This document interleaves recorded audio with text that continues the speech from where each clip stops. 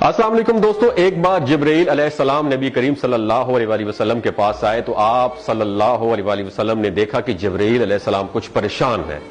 آپ صلی اللہ علیہ وآلہ وسلم نے فرمایا، جبرائیل کیا معاملہ ہے کہ آج میں آپ کو غمزدہ دیکھ رہا ہوں؟ تو جبرائیل علیہ السلام نے عرض کی، اے محبوب، کل میں اللہ پاک کے حکم سے جہنم کا نظارہ کر کے آیا ہوں، اس کو دیکھنے سے مجھ پہ غم کے آثار نمودار ہو رہے ہیں۔ نبی کریم صلی اللہ علیہ وسلم نے فرمایا کہ جبرائیل مجھے بھی جہنم کے حالات بتاؤ۔ جبرائیل نے عرض کی، جہنم کے کل 7 درجے ہیں اور ان میں سے جو سب سے نیچے والا درجہ ہے اللہ ان میں منافقوں کو رکھے گا، اس سے اوپر والے 6 درجے میں اللہ تعالیٰ مشرک لوگوں کو ڈالیں گے، اس سے اوپر 5ویں درجے میں اللہ سورج اور چاند کی پرستش کرنے والوں کو، عبادت کرنے والوں کو ڈالیں گے، 4تھے درجے میں اللہ پاک آتش پرست لوگوں کو ڈالیں گے، اور 3رے درجے میں اللہ پاک یہود کو ڈالیں گے، 2 درجے میں اللہ تعالیٰ عیسائیوں کو ڈالیں گے۔ یہ کہہ کر جبرائیل علیہ السلام خاموش ہو گئے تو نبی کریم صلی اللہ علیہ وسلم نے پوچھا، جبرائیل آپ خاموش کیوں ہو گئے؟ مجھے بتاؤ کہ پہلے درجے میں کون ہوگا؟ جبرائیل علیہ السلام نے عرض کیا کہ اے اللہ کے رسول، پہلے درجے میں اللہ پاک آپ کی امت کے گناہگاروں کو ڈالیں گے۔ جب نبی کریم صلی اللہ علیہ وسلم نے سنا کہ میری امت کو بھی جہنم میں ڈالا جائے گا تو آپ بے حد غمگین ہو گئے اور آپ نے اللہ کے حضور دعائیں کرنا شروع کر دی۔ 3 دن ایسے گزرے کہ اللہ کے محبوب مسجد میں نماز پڑھنے کے لیے تشریف لاتے، نماز پڑھ کر حجرے میں تشریف لے جاتے اور دروازہ بند کر کے اللہ کے حضور رو رو کر دعائیں فرماتے۔ صحابہ حیران تھے کہ نبی کریم صلی اللہ علیہ وآلہ وسلم پر یہ کیفیت کیسے طاری ہوئی ہے، مسجد سے حجرے جاتے ہیں، گھر بھی تشریف لے کر نہیں جا رہے۔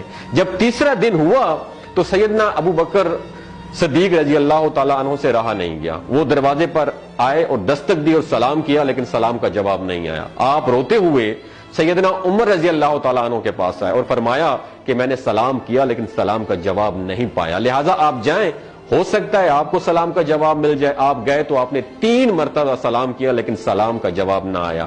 حضرت عمر رضی اللہ تعالیٰ عنہ نے سلمان فارسی کو بھیجا لیکن پھر بھی سلام کا جواب نہیں آیا۔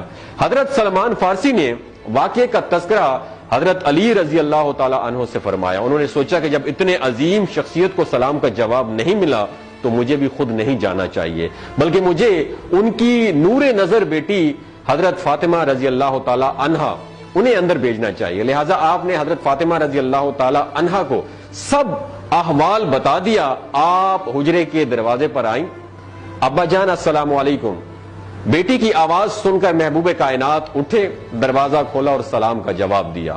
ابا جان، یہ آپ پر کیا کیفیت ہے کہ 3 دن سے آپ یہاں پہ تشریف فرما ہے؟ نبی کریم صلی اللہ علیہ وسلم نے فرمایا کہ جبرائیل نے مجھے آگاہ کیا ہے کہ میری امت بھی جہنم میں جائے گی۔ فاطمہ بیٹی، مجھے اپنی امت کے گناہگاروں کا غم کھائے جا رہا ہے اور میں اپنے مالک سے دعائیں کر رہا ہوں کہ اللہ ان کو معاف کر دے اور جہنم سے بری کر دے۔ اور یہ کہہ کر پھر آپ سجدے میں چلے گئے، رونا شروع کر دیا، یا اللہ میری امت کے گناہگاروں پر رحم کر، ان کو جہنم سے آزاد کر کے۔ اتنے میں حکم آ گیا، وَلَسَوْفَ يُعْطِيكَ رَبُّكَ فَتَرْضَىٰ، اے میرے محبوب غم نہ کر، میں تم کو اتنا عطا کروں گا کہ آپ راضی ہو جائیں گے۔ آپ خوشی سے کھل اٹھے اور فرمایا کہ لوگوں، اللہ نے مجھ سے وعدہ کر لیا ہے کہ روز قیامت مجھے میری امت کے معاملے میں خوب راضی کرے گا، اور میں اس وقت تک راضی نہیں ہوں گا جب تک میرا آخری امتی بھی جنت میں نہ چلا جائے۔ بولتے ہوئے آنکھوں سے آنسو آنا شروع ہو جاتے ہیں بندے کے، جب بندہ سوچتا ہے کہ ہمارا نبی صلی اللہ علیہ وسلم اتنا شفیق اور غم محسوس کرنے والا ہے اور بدلے میں ہم نے ان کو کیا دیا۔ آپ کا 1 سیکنڈ اس ویڈیو کو دوسرے لوگوں تک پہنچانے کا سورس ہے۔ میری آپ سے عاجزانہ اپیل ہے کہ لا حاصل اور بے مقصد پوسٹیں ہم شیئر کرتے رہتے ہیں، لیکن آج اپنے نبی کی رحمت کا یہ پہلو کہیں ہم سے مس نہ ہو جائے۔